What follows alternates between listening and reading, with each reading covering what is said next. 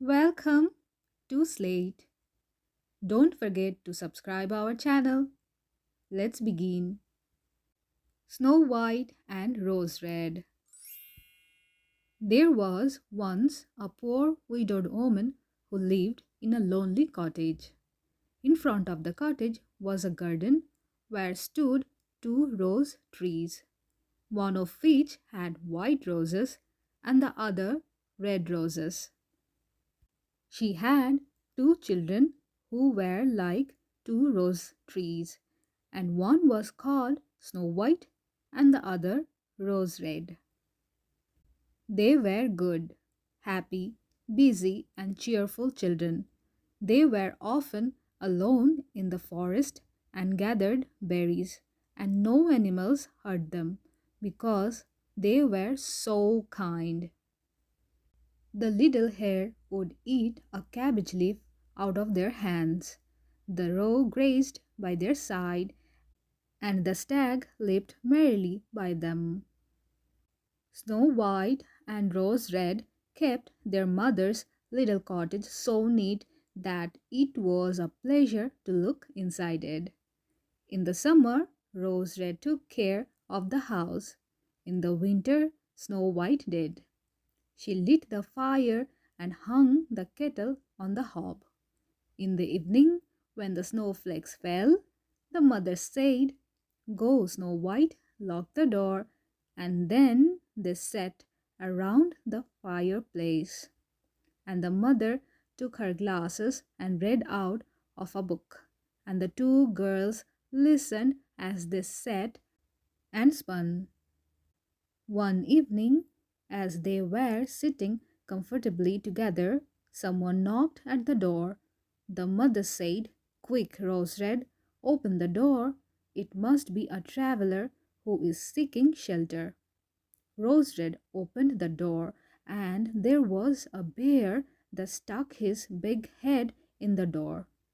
Rose Red screamed and jumped back, and the Snow White hid herself behind her mother's bed. But the bear began to talk and said, "Do not be afraid. I will do you no harm. I am half frozen and only want to warm myself a little beside you." "Poor bear," said the mother, "lie down by the fire. Only take care that you do not burn your coat." Then she cried, "Snow White, Rose Red, come out. The bear will do you no harm. He means well." So they both came out. The bear said, "Hey, children, knock the snow out of my coat a little."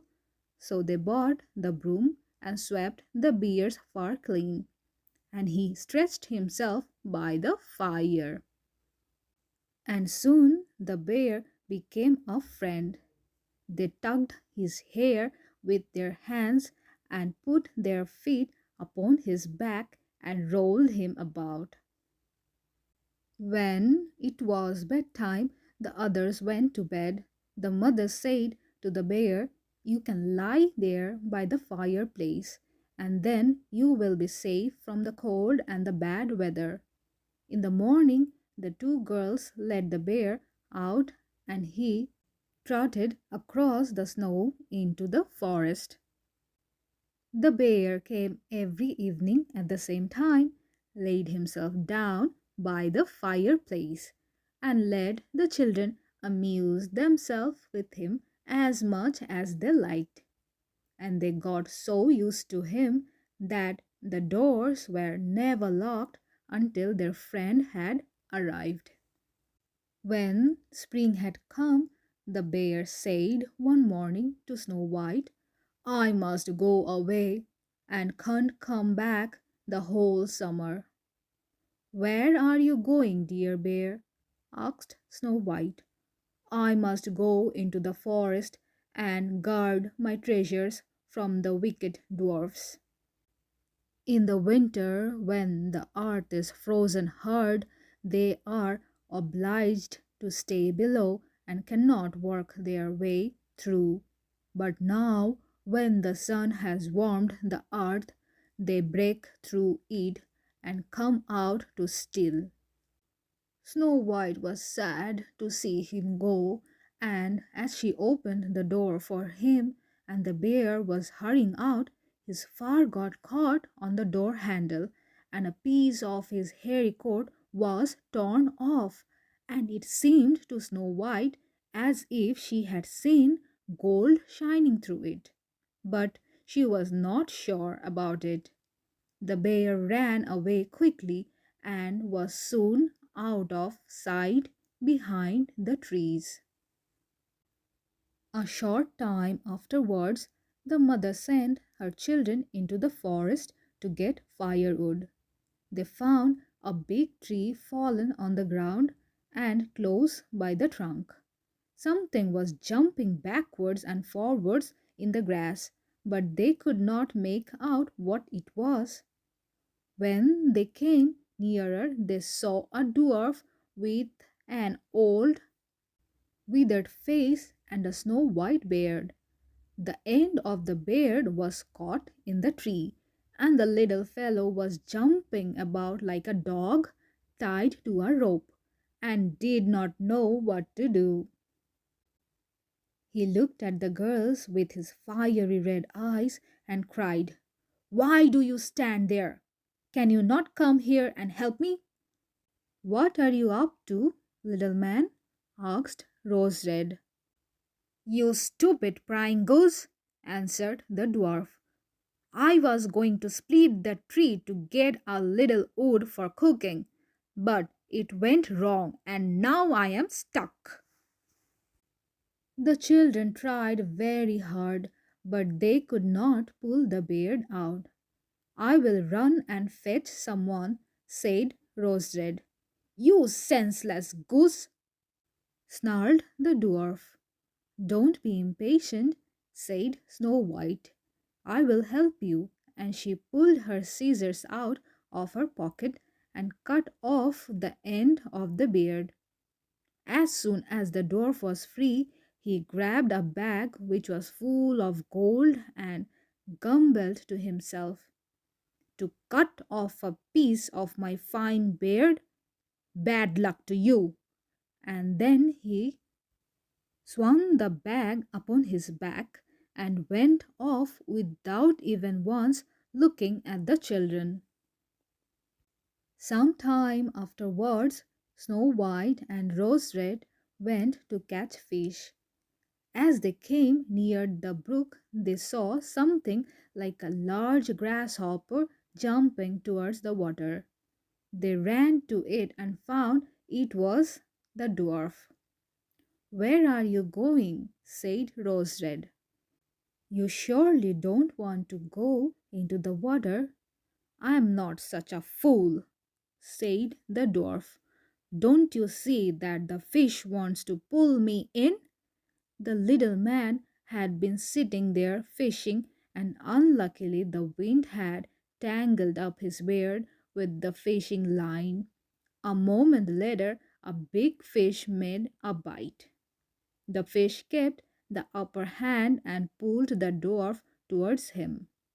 He held on, but it was of little good, for he was forced to follow the movements of the fish and was in urgent danger of being dragged into the water. The girls came just in time. They held him fast and tried to free his beard from the line. There was nothing to do but to bring out the scissors and cut the beard. When the dwarf saw that, he screamed out, "Was it not enough to clip off the end of my beard? Now you have cut off the best part of it." Then he took out a sack of pearls which lay in the grass, and without another word he dragged it away and disappeared behind a stone. It happened that soon afterwards the mother sent two children to the town. They noticed a large bird hovering in the air, flying slowly round and round above them. It sank lower and lower and at last settled near a rock not far away. Immediately they heard a loud cry. They saw with horror that the eagle had seized their old acquaintance, the dwarf, and was going to carry him off. The children grabbed the little man tightly and pulled against the eagle so long that it let go. As soon as the dwarf had recovered from his first fright, he cried with his shrill voice, "Could you not have done it more carefully? You dragged at my brown coat so that it is all torn and full of holes. You clumsy creatures!" Then he took up a sack full of precious stones and slipped away again under the rock into his hole. The girls, who by this time were used to of his ingratitude, went on their way and did their business in town. On their way back home, they came across the dwarf again, who had laid out of his precious stones. The evening sun shone up the brilliant stones. They glittered and sparkled with all colors so beautifully that the children stood still and stared at them. "Why do you stand gaping there?" cried the dwarf, and his face became red with rage. He was still cursing when a loud growling was heard, and a bear came trotting towards them out of the forest. The dwarf sprang up in a fright, but he could not reach his cave, for the bear was already close. Then he cried, "Dear Mr. Bear, spare me. I will give you all my treasures. Look, the beautiful jewels lying there. Come, take these two girls, for mercy's sake, eat them." The bear ignored the dwarf and slapped the creature with his paw.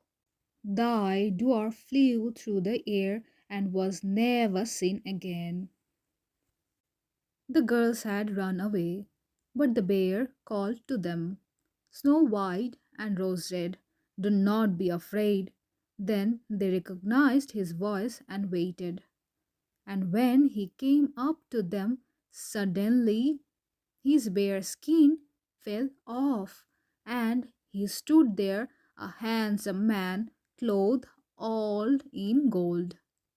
"I am a king's son," he said, "and I was bewitched by that wicked dwarf, who had stolen all my treasures.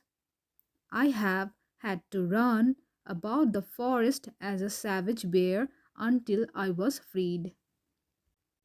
Snow White married him, and Rose Red married his brother, and they divided between them the great treasure which the dwarf had gathered in his cave.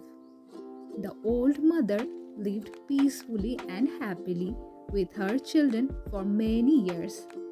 She took the two rose trees with her, and they stood before her window, and every year bore the most beautiful roses, white and red.